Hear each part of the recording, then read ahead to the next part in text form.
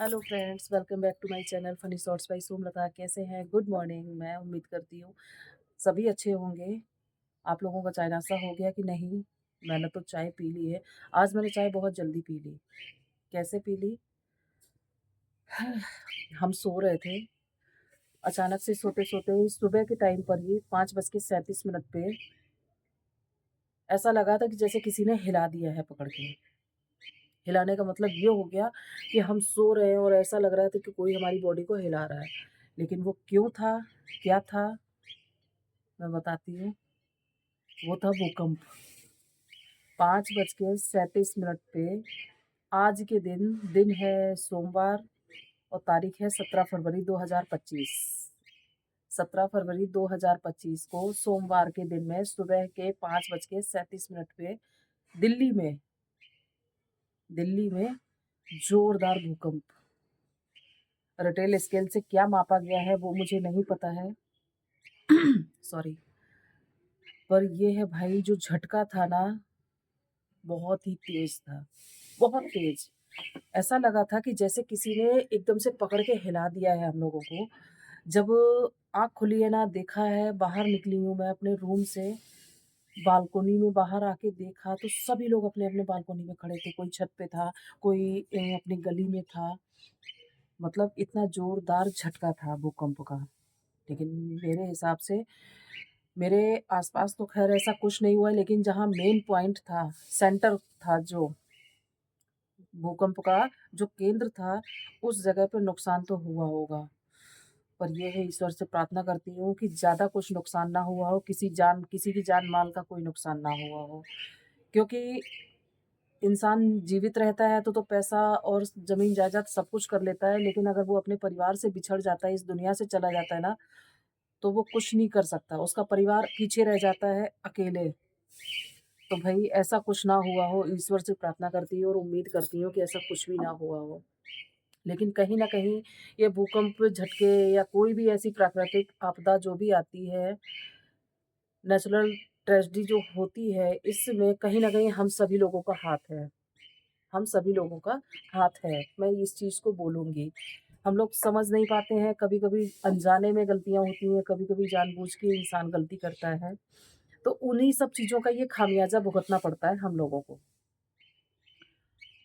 जिस तरीके से सोते-सोते में अचानक से झटका लगा है, मैं ये सोचती हूँ कि इसी तरीके से कभी-कभी क्या होता है कि रात में भूकंप आ गया और कहते हैं कि इंसान सो रहे थे, सोते-सोते ही चले गए, तो वो इसी तरीके से होता है। भाई, जिस समय भूकंप आया था उसके बाद ना मुझे कम से कम 20 मिनट तक तो मेरी हार्ट बीट इतनी फ़ास्ट रही थी। मेरे हस्बैंड मुझे सँभाल रहे थे कि नहीं, कि टेंशन मत कर, सब ठीक हो जाएगा। क्योंकि थोड़ा-सा ना दिमाग में मेरे जब वो उलझन हो गई थी ना उस टाइम पे, तो मैं बहुत गहराई तक सोच के ले गई थी कि पता नहीं कहीं पे, जहाँ पे मेन सेंटर था भूकंप का, वहाँ पे क्या हाल हुआ होगा। बिल्डिंग गिर गई होंगी, पता नहीं कितने लोग दब गए होंगे। ये मतलब ये सारी कुछ चीज़ें, क्योंकि जो हम सुनते रहते हैं, देखते रहते हैं ना, उन चीज़ों को लेके, तो वही चीज़ें दिमाग में घूम रही थी बार-बार से। सॉरी, सामने ना कबूतर लड़ रहे हैं, मैं उनको देख रही हूँ, इसीलिए फ़ोकस इधर कैमरे पे नहीं कर पाई। तो मैं यही चीज़ें सोच-सोच के ना बहुत ज़्यादा एकदम बेचैनी-सी होने लगी थी, लेकिन ख़ैर मिस्टर सँभाल रहे थे ने कि अब जो होगा सो देखा जाएगा, जो भी है, क्या कर सकते हैं। पर मैं ये सोच रही हूँ, जब यहाँ हमें इतनी तेज़ झटका लगा था, तो जो मेन सॉरी, मुख्य केंद्र होगा, वहाँ पे कितनी तेज़ झटका हुआ होगा, कितना नुकसान हुआ होगा। पर ऊपर वाले से विनती यही है, भोलेनाथ सबका भला करे, सबकी रक्षा करे। और मैं हम सभी लोगों से गुज़ारिश करती हूँ, मैं ये नहीं कह रही कि मैं सही हूँ, लेकिन प्लीज़ हमें अपनी ना प्रकृति का ख़्याल रखना चाहिए। इसीलिए प्लीज़ ज़्यादा से ज़्यादा आप पेड़-पौधे लगाएँ, ताकि चारों तरफ हरियाली भी हो। क्योंकि आज के टाइम पे ना कहीं भी निकलते हैं, हाईवे की साइड पे तो कभी-कभी कहीं, हर जगह नहीं है, हाईवे पर भी हर जगह नहीं है, कहीं-कहीं पेड़-पौधे देखने को मिलते हैं। जंगल ख़त्म होते जा रहे हैं। पानी के लिए, पानी लोग इतना वेस्ट करते हैं कि हद से ज़्यादा।